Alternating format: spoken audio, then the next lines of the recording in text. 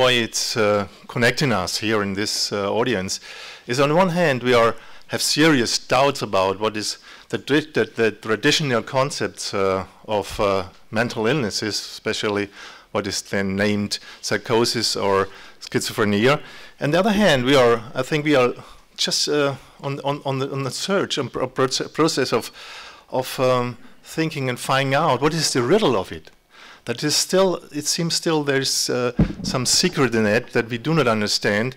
And so I show you what I've found out during the last 10 years of practice, when I'm doing real practical work with these so-called mental illnesses. And so the question that I put here is there a healing for what is called schizophrenia? And my perspective is a theory that I call the multi-generational psychotraumatology. And if you want to have this PowerPoint presentation available for yourself, please feel free to go at my website and you can download it there. So I think on the one hand it becomes clear here what we heard about the issues already, that schizophrenia and psychosis do not really exist.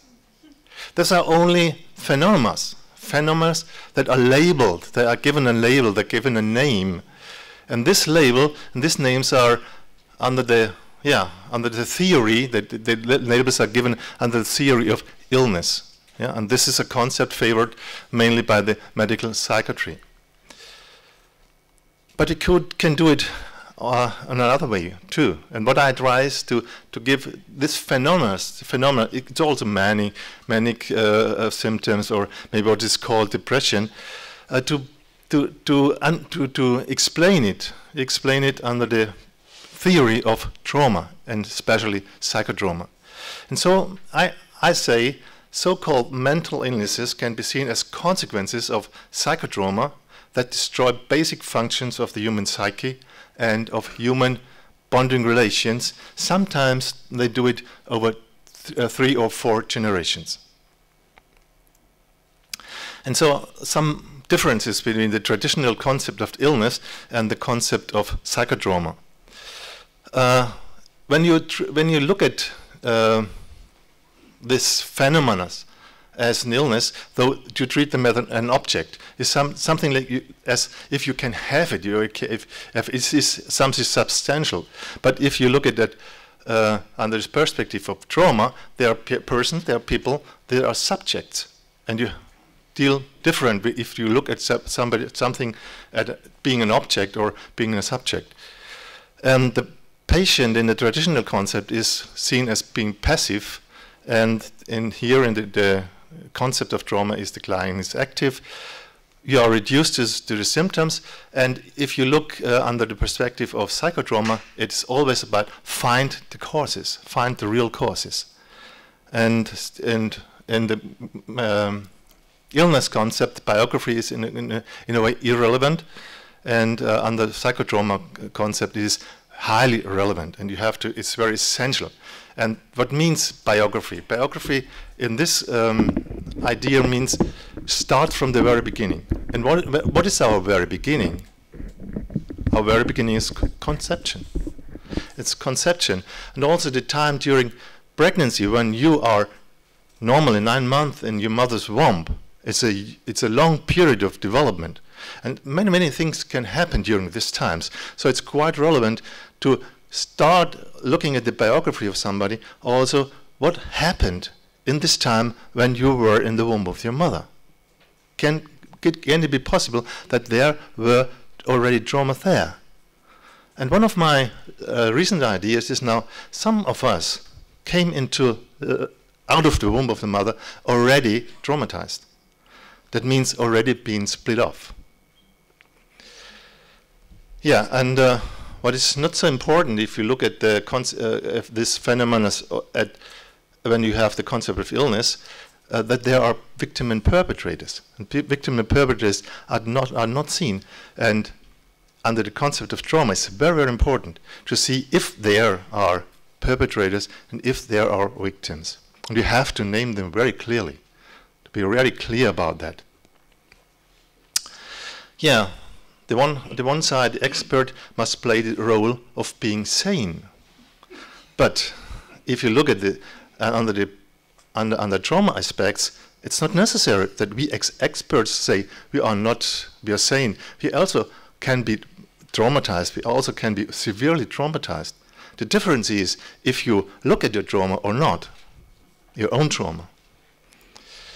And yeah, on the one hand, I think by the concept of illness, the society doesn't learn anything.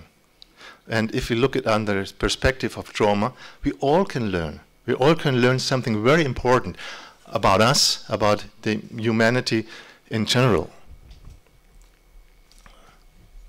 So, if I look at what is called schizophrenia, what are the basic symptoms? So we find emotional confusion, the same emotional numbness, and what's very important, giving up healthy I functions. The I, that means the sovereign, it's me, yeah, and I'm the boss, I'm the chief, and down there are many different, maybe, aspects of my personality.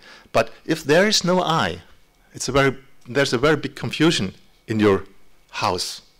Yeah, if there is an enterprise and there's no chief, then the housekeeper will take on this role sometimes. Yeah, but it is not possible for him to lead the whole organization. So the I is very, very important. And what happens in schizophrenia, what is my experience, that on the one hand you give up your healthy I functions and instead creating an illusionary I. Yeah? Identifying with something, maybe identify with God or identify with a good person, Jesus or whatever, and giving up what you really are in order to play a role. And this ends up in endless reflection. Oh, thinking, with any end, with any serious outcome, and outcomes that makes really sense. And sometimes, of course, you get exhausted by that. It's too much. Doing all this work, these processes, without having any good result out of it, that means then you end up in a state of with a lack of energy, lack of motivation and aims.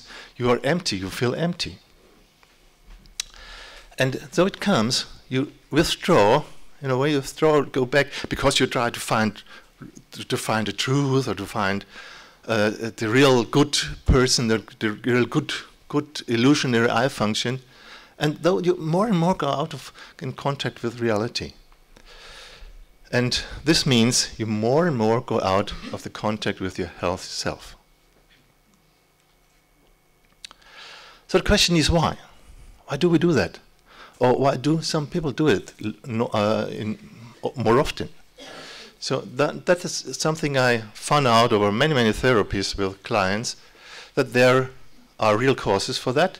You don't do it out of nothing. There's always something that behind that. There's something that happened behind. And my experience is that there behind this phenomena, there are experiences, something so awful, or somebody has done something so terrific that he feels frightened, angry, guilty, and shamed, and in love. This also can include the feeling of love, without any escape. You can come out of these feelings, so don't find any solution for these feelings. And what is very important is also pain. There's a lot of pain. There's a lot of pain, you can't deal with it. And so what we are normally doing, of course, we try to avoid the pain. And going into the head, going out of the body, is one of the best methods to avoid our pains. I have made, during all the years I'm now working on these issues, I've made a classification of trauma. What does psychotrauma really mean? And there are different types of psychotrauma, one more obvious and others more hidden. And I will show you from the outside to the inside, from the obvious to the more hidden ones. Of course, what is obvious? To be traumatized by violence, especially by human violence. If somebody is a perpetrator towards you and hurts you and violates you, that is obvious in a way. But something that is more hidden still is the traumatization of sexuality. Even so many of us have experienced sexual violations. It's still a taboo. It's still this society want to look at. Sometimes it pops up, and then there is a discussion, and then it vanishes in the dark again. But it's there. It's so much there. This the traumatization of sexuality, especially also with children, and later on, of course, in other more adult relationships. And going deeper in this psyche structure, we find something what I call the traumatization of love. Now you can ask a question: how is it possible to be traumatized by love? And is love something so important that it is in the basic of our psychological structure? I found out, yes, it is. Love is existential. And think about what is it with a baby? The baby that is dependent on the love of the parents. And if there is no love from the parents, if there may be in the opposite, they say, oh, you are not needed. It's not good that you are here. We didn't want you at all. We tried to abort you. They wouldn't say it, but no. So I found out that this trauma of love, how I call it, is one of the basic issues of every symptom of so-called mental disturbances. It's fundamental. And now, during the last 2 years, I also went deeper and found out that there's still something else, what I call the early trauma. A trauma that can already happen during the act of procreation, that can happen during pregnancy, that can happen in the birth process itself. So if I'm working with clients, I'm very open for that. I know my experience is that most of them have to go through from the more obvious things that happens down to that things that are so hidden and so unconscious. But we have already the issue of the development of the I before we were born. The I is nothing like traditional psychology may believe.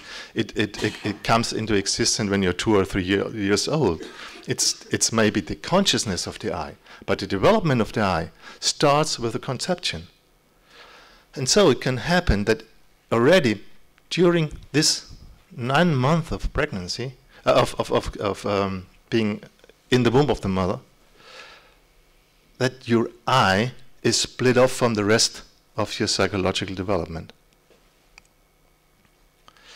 For example, if your mother has lost a baby before you were conceived, maybe a stillborn baby or a baby that was born deaf, then it's somehow as if you was created into a graveyard. Yeah? That if the womb of your mother is something like a graveyard, there's a lot of pain in her already, and you do not understand why. When you come into existence, you're full of joy, you're full of energy, you want to develop, but the surrounding is a graveyard. The surrounding is a graveyard where there is sadness, where there is grief, where there's pain, and you do not understand. And this could be the womb of the mother could be so cold that if you do not do this early splitting, you won't survive. So you have to survive before you were born. And to make this clear, I have made a very simple model to understand what happened when we have a psychotrauma. What happens with our human psyche after traumatizing experiences. And this model is like this. If you imagine this is a person, a whole person, a person that develops and grows and After traumatizing experience, you split into 3 parts. 3 different parts are the consequence of trauma, of psychotrauma. And what is important, otherwise you couldn't do a therapy or anything else. What is very important is that you know that every traumatized person has still healthy functions in the healthy part. So it's the one thing. We still, and this is good news, yeah? We still do have our healthy parts, even if we are severely traumatized. But we do inhibit enough, there are still two other parts. And the one part I call the traumatized parts. There in the traumatized parts is stored all the experiences of the trauma that happens. That means all these perceptions, all these feelings that's so difficult in a trauma situation. The feelings of what I said, of anger, anxiety, panic, shame, guilt, rage, love too. And then we have the counterparts of the surviving parts. I call this trauma surviving parts. They do everything that we survive this situation. So they, of course, they are important. They are important for us to survive a situation, and they are important to us if this situation still continues. Yeah? The one hand, we have two different types of trauma in general. We can say that is a trauma where one event happens. Maybe there's an accident, yeah, and the accident is over, but we still may have this inner structure that one part of us still wants to protect us from the pain of the accident. The other type of trauma is what I call the relational trauma, and the relational trauma is not over, or might be not over. It still may be. You might still be in a relationship with a person that acts as a perpetrator against you. And this in many cases this is often the case when parents are perpetrators against children. Then you always and continuously live in a relationship with perpetrators. And that means as long as you live in a relationship with a perpetrator, you need, of course, your surviving parts. Otherwise you can't survive. You only can give them up if you go out of the relationship with the perpetrator. This is the only way to give up your surviving strategies.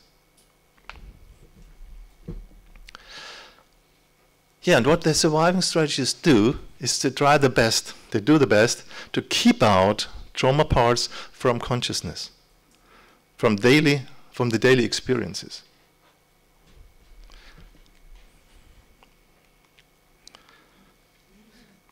Yeah, there is in a way, this picture can show us how contradictory it could be within us. On the one hand, there is the joy to live. There is sexual energy, and behind you the death, because you have made the experience.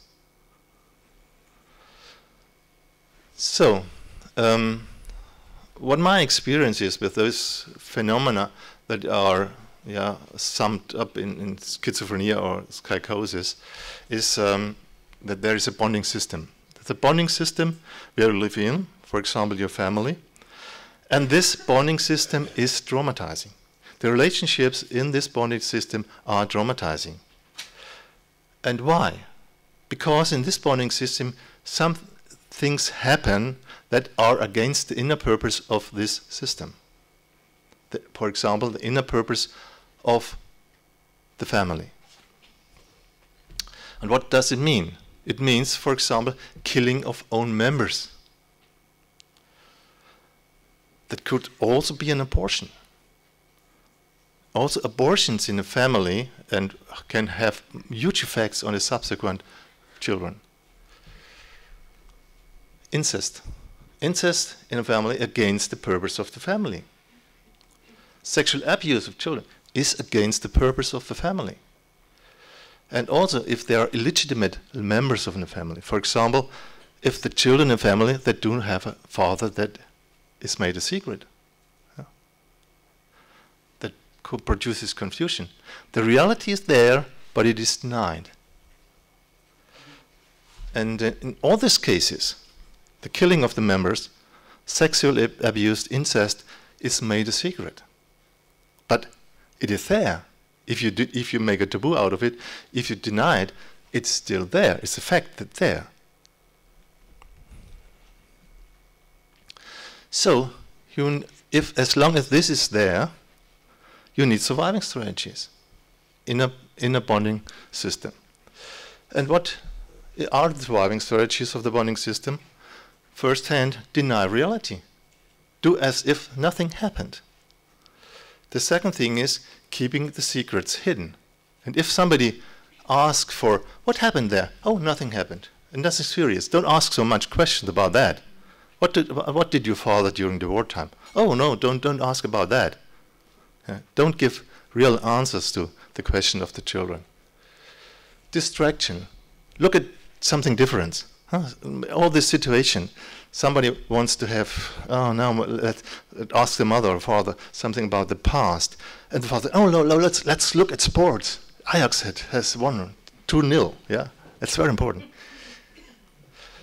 Yeah, and so in this, the relationships in such systems are about functioning as a mother, functioning as a father, functioning as a sister, functioning as a brother, or functioning as a grandmother, and playing roles, not being really you.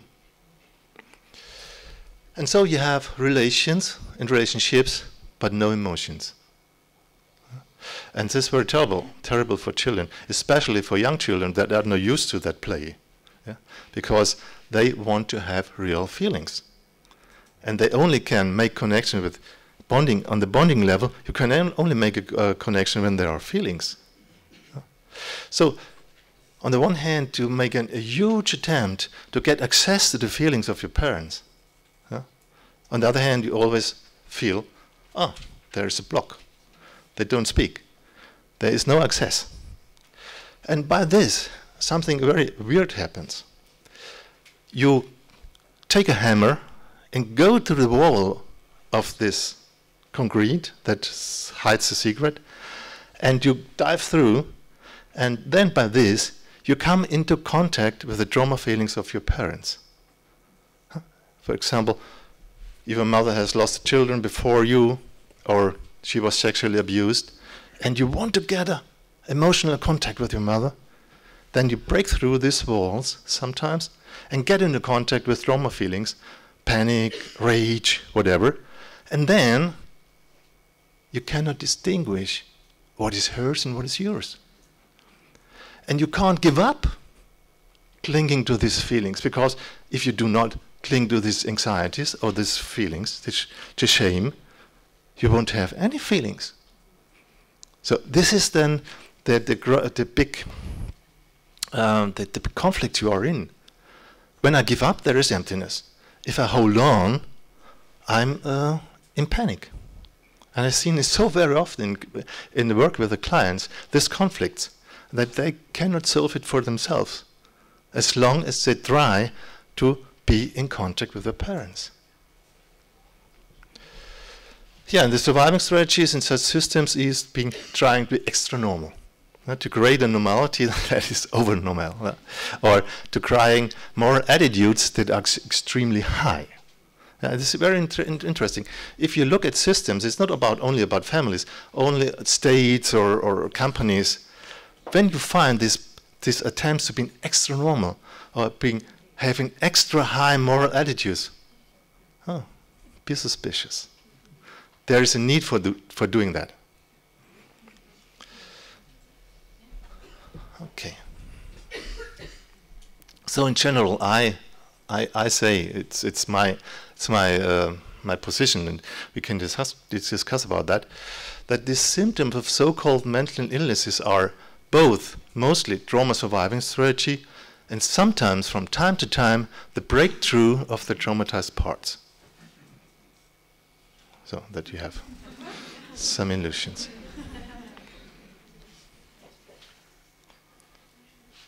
Yeah, and of course, if there are children with these mental problems, parents won't help. The parents won't help. Of course, they won't. But what I experience is, if parents want to really help the children, the confused children, they first have to look at their own trauma. Otherwise, to put the blame on the insane child in order to feel normal. Yeah? And that's not the truth. As far as I understand it, and as far all this experience I found out, it's not the truth. And sometimes it's also important because this is the reason why before I mentioned the 3 or 4 generations. You could also be in your psychosis, in your symptoms, in contact with something that happened towards your grandmother, or to something that she did, for example, killing a child. It's also possible. Either being directly in contact with her, or via the way of your mother's bonding relationship with her mother. So the question now is, what can help? What can we do? If this is true, and remember, this is just a theory, firsthand. Yeah? The one theory is illness. And what I'm offering you here is the theory of psychotrauma. And what can help if I look at it under the perspective of psychotrauma? What can help then? The first thing is open the secrets. Truth heals the delusion. The wisdom of the psychosis is truth. And understanding, of course, understanding what is very difficult is not so easy, and it needs really, really needs to study it for us professionals too. Understanding the perpetrator-victim dynamics within bonding systems. Otherwise, you get lost in it.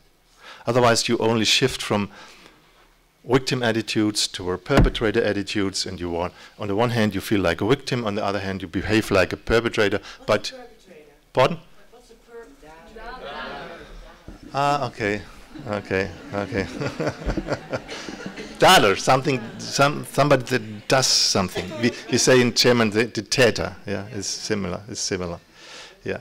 So it's very important to understand this dynamics, because we know in psychotraumatology, we know there is an inversion of perpetrator-victim. The victims feel guilty and ashamed, and the perpetrators feel justified, and don't. It's other way around as it really should be. Sometimes it's necessary leaving such systems, because you can't live in a under always when the other person is a perpetrator, and you turn out. Of course, the longer it goes, the child also becomes a perpetrator. The longer this relationship goes on, the innocent child, and at first as a children we are completely innocent, but by the time growing older, the children also get, under this circumstances, get perpetrators themselves towards the parents too.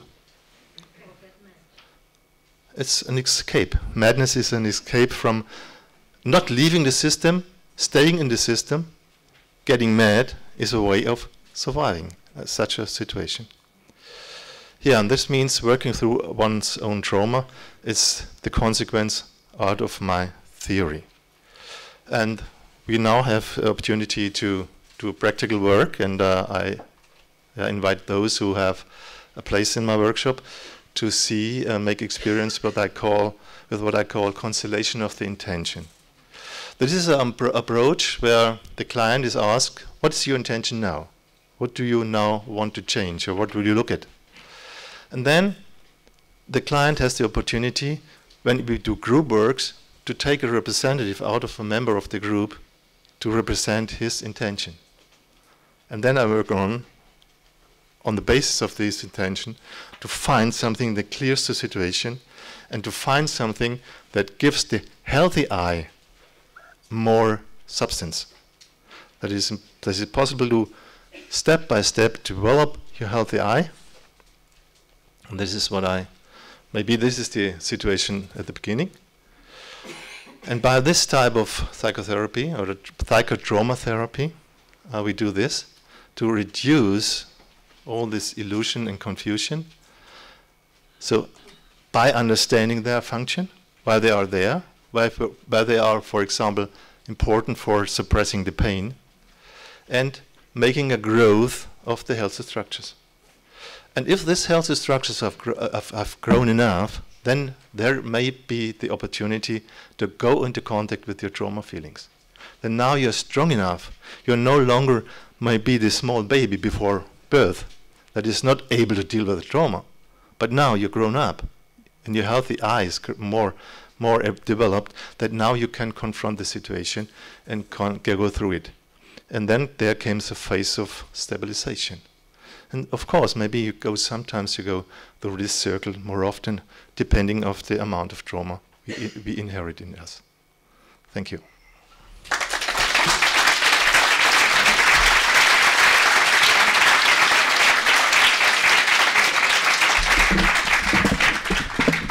Thank you very much. It's a very interesting lecture. I think the connection between trauma and psychosis is very much neglected in psychiatry. And the Dutch guidelines about schizophrenia guidelines, there's no mention at all of trauma.